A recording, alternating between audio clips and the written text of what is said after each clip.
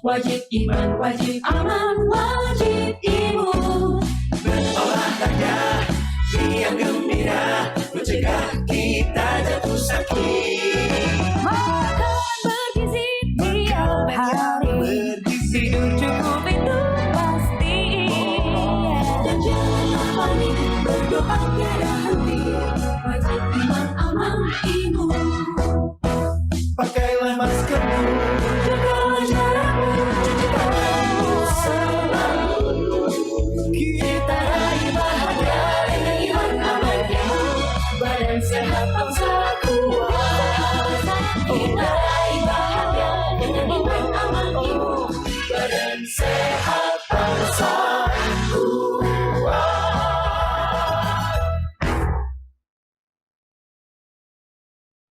Saya Letnan Jenderal TNI Doni Monardo, Ketua Satgas Penanganan COVID-19, mengingatkan kita semuanya untuk tetap patuh kepada protokol kesehatan, memakai masker, menjaga jarak, dan dilarang berkerumun, serta mencuci tangan dengan menggunakan air yang mengalir dan sabun.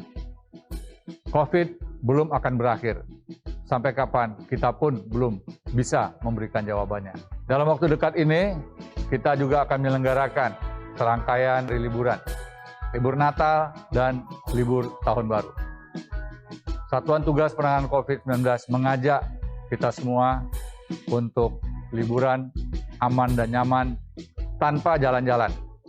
Liburan yang aman dan nyaman tanpa bepergian. Liburan yang aman dan nyaman di rumah saja, mengingat dalam kurun waktu 2-3 minggu yang akan datang akan terjadi cuaca ekstrim di sejumlah daerah di wilayah tanah air. Semoga Tuhan Yang Maha Kuasa senantiasa melindungi bangsa Indonesia.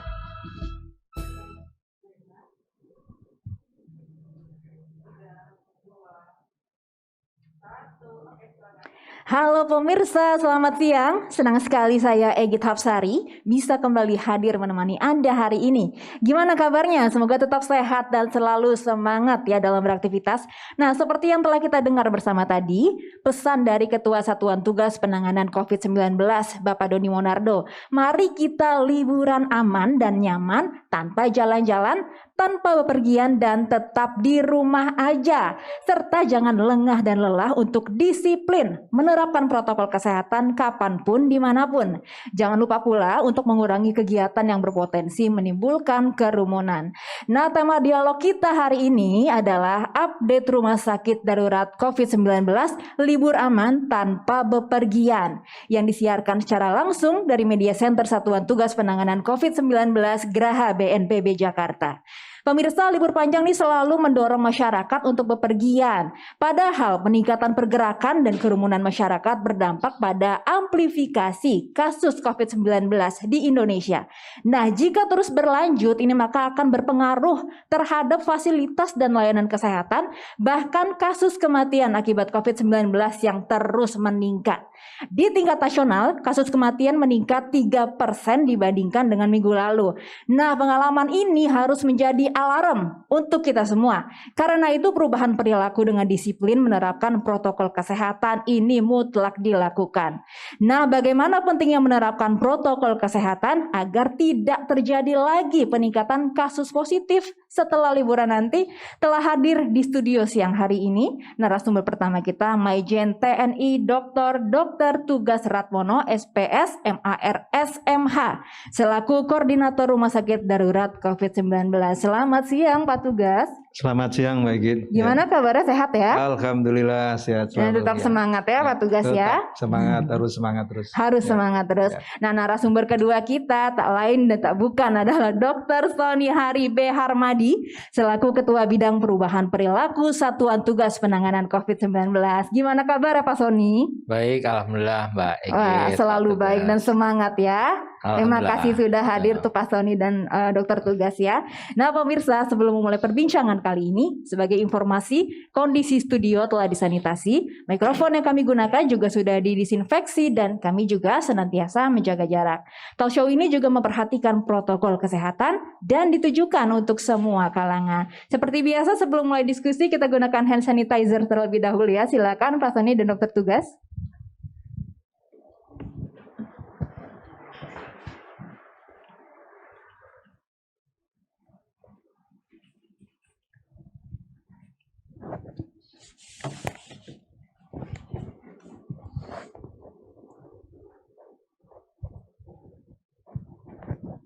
Nah, oke, pertama-tama sesuai dengan topik dialog kita siang hari ini, saya akan bertanya dulu pertama-tama untuk Majen Tugas ya. Pak Tugas, ini kan beberapa waktu lalu nih Rumah Sakit Darurat COVID-19 Wisma Atlet ini kabarnya tidak lagi menerima pasien OTG atau yang tanpa gejala ya Pak ya. Karena tingkat keterisian ini sudah mencapai 70%, apa betul demikian? Iya, jadi beberapa minggu ini memang kita hanya satu tower yang untuk OTG hanya satu tower sekarang. Jadi 3 tower kita pakai untuk merawat gejala ringan dan sedang. Jadi akhirnya kita akan katakanlah bergantian dengan tower 8 yang di Pademangan. Jadi di sana kalau tower 8 sudah meningkat, ya kita di stop di sana, kemudian kami mengisi lagi. Meningkat lagi kami isi di tower 5 gitu ya, kita stop masuk ke tower 8. Jadi dan juga ke tempat-tempat isolasi yang OTG di DKI Jakarta. Jadi ini adalah suatu koordinasi yang saya kira sampai saat ini sangat bagus. Artinya betul-betul tidak terima sama sekali, tapi ini hanya bergiliran kira-kira. Mudah-mudahan ini menjadi suatu langkah yang baik, dan saat ini tower 5 ini adalah huniannya 69,87%.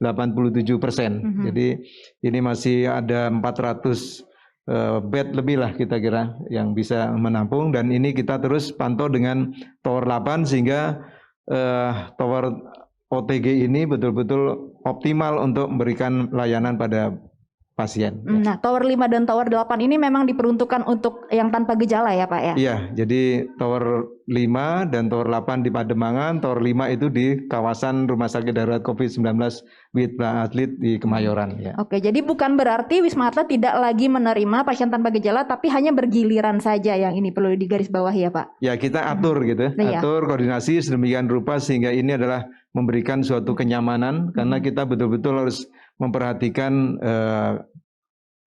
para perawat, para dokter gitu ya, dan para tenaga yang lain supaya mereka betul-betul dalam kondisi yang selalu fresh. Karena dengan meningkatnya katakanlah sampai di atas 80% pasti akan memberikan suatu tingkat volume pekerjaan yang tinggi, kelelahan dan stresor yang lebih tinggi. Ini yang kita harus jaga betul ya. Iya, benar-benar harus dijaga ya, karena tenaga kesehatan ini kan garda terdepannya ya Pak ya. Nah, bagaimana lantas dengan kondisi pasien tanpa gejala lainnya nih Pak Tugas, yang saat ini mungkin sedang dirawat di Wisma Atlet? Nah, jika ini jumlah pasien dengan tanpa gejala ini terus bertambah, apakah ada kemungkinan untuk dirujuk ke fasilitas kesehatan atau lokasi lain?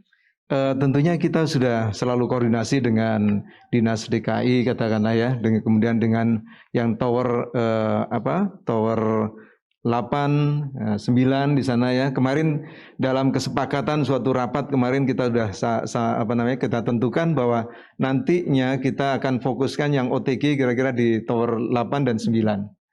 Jadi kemudian yang bergejala difokuskan di Rumah Sakit Darurat COVID-19 yang saat ini itu antara tower 4, 5, 6 dan 7. Jadi ini suatu langkah yang kalau memang betul-betul angkanya betul-betul di atas 80% di tower yang saat ini kita pakai.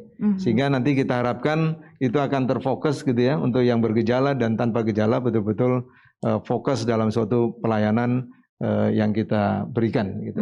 Ya. Baik Pak Tugas. Nah, sekarang saya ke Pak Sony. Pak Sony, ini kan kita sudah semakin dekat dengan momentum liburan akhir tahun ya Pak Sony. Dan kalau kita berkaca pada pengalaman sebelumnya ini, bahwa liburan ini identik dengan bepergian ya Pak. Nah, efek liburan ini sebelumnya memberi pengalaman bahwa adanya peningkatan kasus beberapa bulan lalu. Gimana Pak Sony supaya masyarakat yang kekeh banget ingin keluar rumah ini bisa tetap aman? Jadi aman untuk dirinya dan juga aman untuk orang di sekitarnya. Ya Mbak Igit, jadi semua orang harus paham bahwa kita masih dalam kondisi pandemi. Saya kadang-kadang kami di Satgas sama Pak Tugas juga melihat ini sudah ramai sekali seolah-olah pandemi sudah berakhir. Betul. Itu yang harus dipahami bahwa kita masih dalam masa pandemi, dan bahkan tingkat penularannya masih tinggi ya, terjadi penularan terus. positivity rate kita minggu ini sudah di angka 18% dan itu menjadi sebuah alarm sebetulnya. Nah, agar penularan tidak semakin tinggi, maka hal yang paling penting adalah mobilitas bisa dikendalikan sebetulnya. Nah, kita juga bisa belajar dari kasus selama libur panjang kemarin ya. Pada bulan Mei ketika libur Idul Fitri, itu 2 minggu setelah libur Idul Fitri, kasus tuh naik sekitar 69 sampai 93%. Lalu kemudian pada liburan Agustus, libur HUT RI, itu kasus tuh naik setelah 2 minggu tuh kira-kira 58 sampai 118%. Lalu kemudian Oktober kemarin yang paling baru di akhir Oktober, walaupun kita juga sudah membangun narasi jangan libur ya, artinya liburan aman, nyaman, tanpa kerumunan, itu ternyata naik juga kasusnya di 17 sampai 22%. Walaupun ada kecenderungan ini semakin lama semakin rendah ya, artinya tetap terjadi peningkatan kasus positif, tetapi kelihatannya masyarakat sudah mulai bisa melakukan protokol kesehatan. Nah, itu tadi data dari kasus positif. Kami juga mengamati bahwa setiap libur panjang selalu terjadi penurunan kepatuhan terhadap protokol kesehatan. Jadi mulai libur panjang Oktober kemarin bahkan kepatuhan terhadap memakai masker itu turun terus. Ini terbawa suasana atau gimana? Iya, kan gini, kalau pakai masker itu dan juga cuci tangan itu keputusan individu, ya. Tapi begitu jaga jarak, itu keputusan bersama. Jadi nggak bisa saya ini berusaha menjaga jarak tanpa orang lain berusaha menjaga jarak juga. Ada keputusan orang lain kan di sana. Sehingga kerumunan yang paling sulit. Padahal kita tahu bahwa dalam kerumunan itu potensi penularannya sangat tinggi. Berbeda dengan banyak penyakit menular lainnya yang menunjukkan gejala, ya. Ternyata COVID-19 ini kan Pak tugas yang lebih tahu Pak dokter. Lebih banyak yang tidak menunjukkan gejala sehingga harus dites baru tahu bahwa dia positif kan gitu. Nah, ini dampaknya bagi mereka yang berjalan-jalan lalu kemudian tidak mematuhi protokol kesehatan dan dia memiliki virus bisa menularkan. Oleh karenanya Pak Kasatgas, Ketua Satgas Letjen Doni sudah mengeluarkan surat edaran nomor 3 tahun 2020 bahwa setiap orang yang bepergian wajib menerapkan protokol kesehatan, pakai masker, jaga jarak, cuci tangan. 3M itu tadi ya. Betul. Mungkin ini bisa dilihat juga surat edaran dari Satuan Tugas Penanganan COVID-19 yang beredar juga di masyarakat kemarin ya Pak ya. Mungkin poin per poinnya ini karena memang masih tingginya kasus COVID-19 di Indonesia dan ini harus ada langkah-langkah untuk mengurangi risiko dengan tadi menerapkan protokol kesehatan 3M. Tapi ini kan liburan seperti yang Pak Sony bilang tadi, justru di saat liburan ini tingkat kepatuhan semakin menurun. Ini faktor-faktornya apa Pak Sony dan bagaimana untuk liburan panjang kali ini kita tidak mengulang kesalahan yang sama dengan perubahan perilaku? Ya, jadi pertama memakai masker itu bisa turun karena mungkin tidak membawa cadangan masker. Ya, nah ini juga berbahaya dan juga gini, kami mengingatkan tadi Pak Doni juga sudah mengingatkan bahwa kita ini di puncak musim hujan. Ada potensi cuaca ekstrim yang bisa menyebabkan terjadinya bencana, ya. Nah, kemudian dalam kondisi misalkan orang kehujanan, naik motor dan seterusnya, maskernya kemudian basah, itu kan juga harus diganti ya. Nah, cuma memang tidak semua orang siap ternyata. Makanya kami berulang kali menyampaikan bahwa kalau liburan panjang dan harus bepergian, harus menyiapkan masker cadangan secukupnya. Jadi betul-betul cukup, jangan sampai kurang. Lalu kemudian kita juga mendorong orang untuk terus ya mencoba menjaga jarak. Lalu kemudian seperti ini deh. Kadang-kadang orang tuh kan kalau karena bepergian tidak makan di rumah ya, maka harus makan dan membuka masker. Betul. Nah, pada tempat-tempat yang tertutup di dalam moda transportasi, membuka masker, lalu kemudian makan dan berbicara itu berpotensi untuk menularkan. Nah, makanya kami ini dengan surat edarannya Pak Doni itu mengatur sebetulnya ya, memberikan regulasi atau memberikan arahan bagaimana langkah-langkah untuk mengurangi risiko penularan melalui perjalanan yang aman. Jadi silakan dicek juga surat edaran ini dan juga diimplementasikan ya jika memang sudah terlanjur atau harus bepergian di akhir tahun nanti ya. Oke, saya ke izin tugas lagi, Pak Tugas. Ini kan pasien bertambah.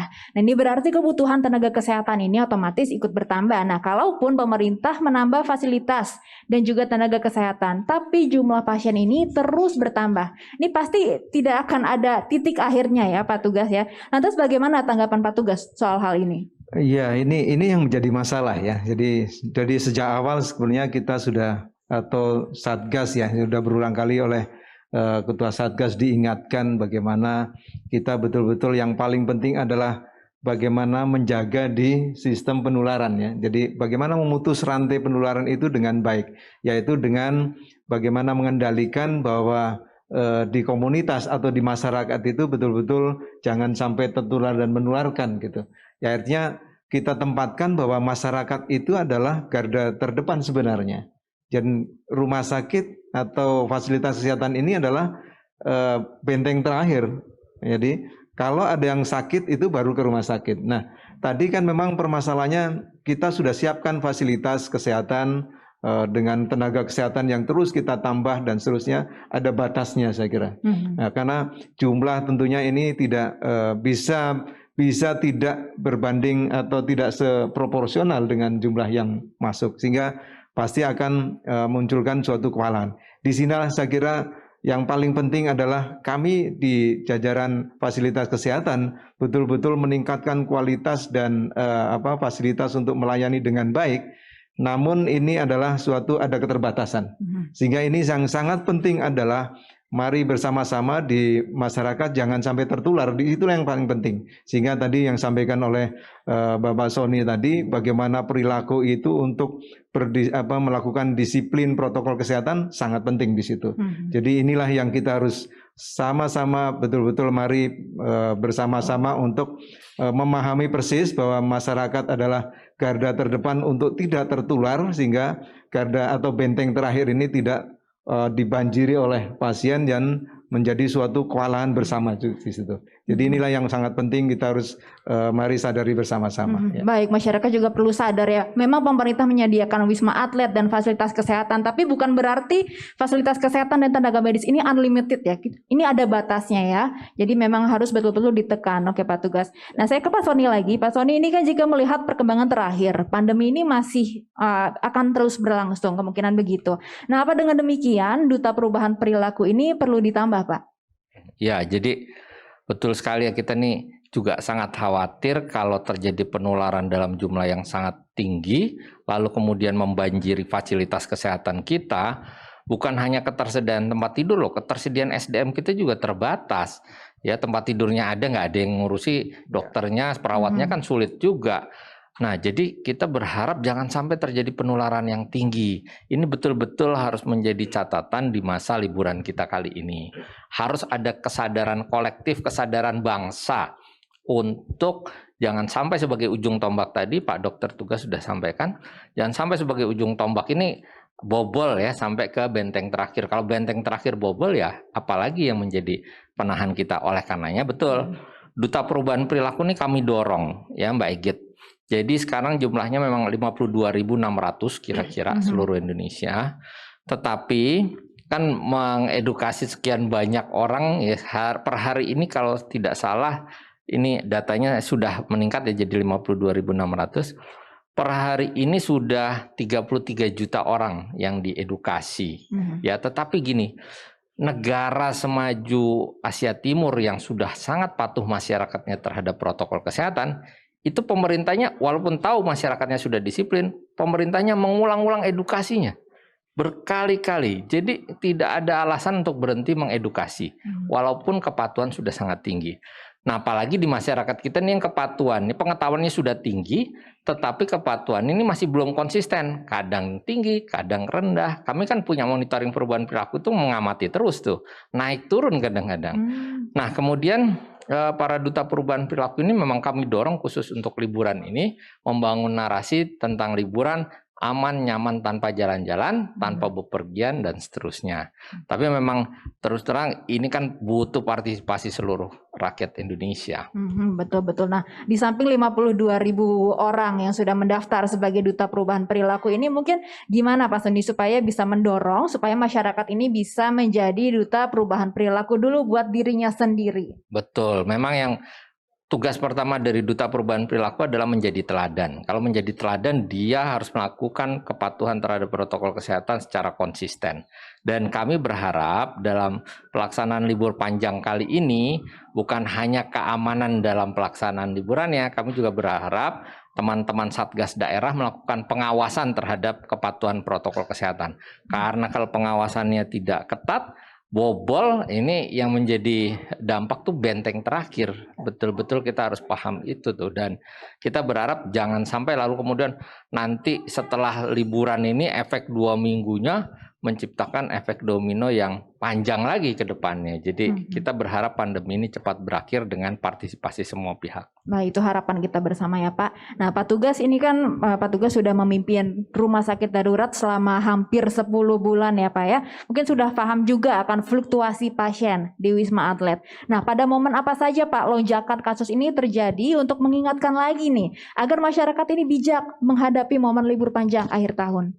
Ya, kalau kita lihat grafiknya, kita buat grafik di Rumah Sakit Darurat COVID-19, ini hampir sama atau sama mengikuti apa yang tadi disampaikan oleh Dr. Sony tadi ya, liburan-liburan itu ya, mulai libur Mei, kemudian Agustus, kemudian Oktober, ya kita meningkat terus. Jadi bahkan saat ini kalau kita lihat itu meningkat itu lebih tinggi grafiknya dibanding yang saat September di sana. Jadi ini betul-betul setelah ada libur gitu ya. Awalnya kita melihat apa ya dengan libur gitu meningkat. Tapi ternyata konsisten ini. Jadi setelah ada libur panjang, kemudian ada hal-hal yang memungkinkan untuk terjadinya suatu kontak yang satu dengan yang lain, itu bisa memungkinkan sekali adalah peningkatan untuk penularan. Itu kita lihat di Wisma Atlet ini itu memang terus meningkat gitu. Bahkan sampai saat ini pun masih terus meningkat ini. Jadi inilah yang saya kira ini betul-betul kita harus sadari bersama gitu ya, bahwa dengan pola-pola seperti itu kiranya memang kita harus sama-sama semuanya betul-betul sadar betul, disiplin betul, konsisten. Ini yang saya kira yang paling penting adalah konsisten. Ya? Jangan kendor untuk betul-betul disiplin protokol kesehatan. Saya kira itu yang kita harus kesan dari suatu lonjakan-lonjakan, pola-pola yang terlihat bahwa inilah mari jangan kendor, jangan lengah, kemudian selalu waspada secara konsisten. Ini yang kita perlukan di situ. Ya. Walaupun kita mungkin lelah sudah 10 bulan, ini please tetap konsisten ya, karena ini belum libur akhir tahun saja okupansinya sudah mencapai 70% ya Pak Tugas. Jadi please ingat tadi pesan dari Ketua Satgas COVID-19, liburan aman, nyaman, tanpa berpergian ya. Nah oke, Pak Sony, ini kan kebiasaan baru ini akan menjadi budaya baru ya nantinya ya. Sedangkan untuk mengubah kebiasaan ini kan nggak mudah ya, karena butuh proses. Nah, gimana caranya sih Pak supaya kita tuh selalu terdorong untuk disiplin melakukan perubahan-perubahan? Jadi Mbak Egit, kalau dari data yang kami amati, 52% dari penduduk kita itu sudah mulai terbiasa ya dengan 3M. Tapi 48% itu masih cenderung terpaksa. Jadi kan pertama tuh biasa ya Pak. Pak Dokter Tugas dulu jadi tentara kan dilatih terus ya supaya menjadi kebiasaan. Jadi dari terpaksa menjadi terbiasa, dari terbiasa menjadi luar biasa. Itu harapan kita. Tapi kita udah punya modal 52% itu udah mulai jadi kebiasaan. Nah, kita berharap ini menjadi sebuah norma baru, di mana orang yang tidak memakai masker adalah orang yang secara sosial akan dikucilkan atau disalahkan. Ya, kan kita juga banyak tuh norma-norma yang berkembang di masyarakat, norma sosial, di mana kalau orang melanggar norma tersebut maka ada perasaan malu. Nah, ini yang kita dorong sama dengan antri, budaya antri dan seterusnya. Jadi kami mengajak seluruh masyarakat Indonesia agar punya norma baru. Mereka yang tidak mau pakai masker, mereka yang tidak mau menjaga jarak, mereka yang membuat kerumunan dan malas mencuci tangan itu adalah orang-orang yang tidak sesuai dengan norma baru kita gitu. Nah, kalau ada himbauan nggak dari Pak Sony sendiri supaya kita semua ini jangan lelah dan juga tetap semangat gitu, disiplin menerapkan protokol kesehatan, utamanya nih untuk menahan diri tidak liburan dan tidak mudik. Iya, kita tuh harus sabar. Pengalaman dari kasus flu Spanyol, pengalaman sejarah ya. Tahun 1918 bulan Februari pertama kali terjadi flu Spanyol. Terus kemudian orang itu 6 bulan kemudian mulai jenuh, keluar rumah dan seterusnya. Pada Agustus 1918 terjadi the second wave dan terjadi ledakan kematian. Hanya karena mereka tidak tahan. Padahal pada saat Perang Dunia Pertama di tahun-tahun itu sebelumnya, orang itu tahan untuk ada di rumah. Tapi begitu kasus flu Spanyol, orang hanya bertahan selama 6 bulan. Jadi ingat, ini adalah perang dan kita masih dalam suasana perang, sehingga semua harus betul-betul sadar ini berbahaya dan kita harus mematuhi protokol kesehatan. Jangan bepergian dulu, mengurangi risiko penularan. Oke, harus tetap konsisten maupun 10 bulan ataupun beberapa bulan kemudian nanti ya. Oke, terakhir pertanyaan untuk Pak Tugas nih. Ada himbauan untuk Pak Tugas untuk masyarakat ini dalam menyikapi libur akhir tahun ini Pak, dan juga untuk para tenaga kesehatan yang sudah 10 bulan terakhir terus berjuang di garda depan menangani pasien. Ya, saya kira selalu kita berulang-ulang terus untuk mengajak semua masyarakat ya, bahwa kita betul-betul harus melakukan disiplin protokol kesehatan secara konsisten. Dan ini dalam libur ya sebaiknya udahlah di rumah sajalah. Sesuai dengan imbauan dari Bapak Ketua Satgas juga, bahwa marilah lebih baik di rumah bersama keluarga dengan selalu mematuhi atau disiplin dengan protokol kesehatan. Dan inilah salah satu atau ini adalah upaya yang sebagai masyarakat menjadi pahlawan-pahlawan untuk begitu memutus rantai penularan. Ini yang sangat berharga bagi kita semua selaku tenaga kesehatan. Nah, bagi tenaga kesehatan tentunya khususnya di Wisma Atlet ini kita sudah 10 bulan dan tentunya telah melakukan suatu penanganan yang luar biasa dengan beban yang luar biasa, tapi kami juga selalu mengajak ya, walaupun ini luar biasa dituntut dengan tenaga, pikiran dan bahkan mempertaruhkan jiwa di sana, ya kita harus selalu tetap gembira. Walaupun dengan kelelahan yang luar biasa kita tetap gembira, tetap semangat dan selalu jangan lupa bahagia untuk kita menjaga imunitas kita dengan baik. Dan saya kira kita di Wisma Atlet khususnya kita sudah bersama-sama selama 10 bulan ini dan kita lihat memang kita satu perjuangan untuk bagaimana memberikan pelayanan terbaik, dan itulah moral dari kita bahwa kita memberikan secara kemanusiaan untuk berjuang menolong orang lain. Itulah moral kita untuk selalu tetap gembira, tetap semangat, tetap bahagia untuk memberikan pelayanan. Hati yang gembira adalah obat ya Pak ya. Baik, terima kasih Pak Tugas dan juga Pak Sony sudah hadir untuk berbincang dalam dialog siang hari ini. Semoga sehat-sehat kita semua ya Pak ya. Amin. Nah, pemirsa, tiba saatnya kita di penghujung acara. Semoga bincang-bincang hari ini dapat bermanfaat untuk kita semua. Jangan lupa pemirsa untuk selalu memakai masker dengan benar, menjaga jarak dan menghindari kerumunan, serta mencuci tangan pakai sabun dengan air yang mengalir. Ingat pesan Ketua Satgas COVID-19 Bapak Doni Monardo. Apa yang kita lakukan agar disiplin, patuh memakai masker, menjaga jarak dan menghindari kerumunan, serta mencuci tangan ini belum sebanding dengan beratnya perjuangan dokter dan tenaga kesehatan yang merawat pasien di rumah sakit. Mereka yang mengabaikan protokol kesehatan sehingga menimbulkan korban jiwa ini bukan hanya dimintai pertanggungjawaban di dunia, tapi juga di akhirat. Dengan demikian saya akhiri talk show kita siang hari ini. Saya Egit Hapsari bersama tim yang bertugas dan para narasumber pamit undur diri. Selamat siang dan sampai jumpa.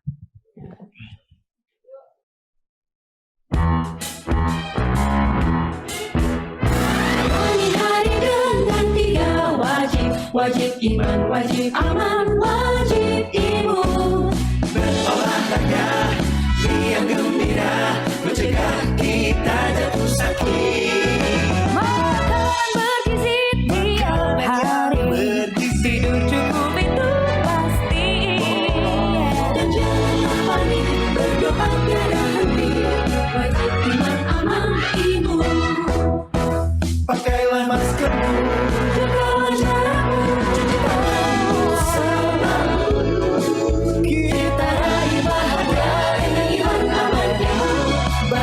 sehat bangsa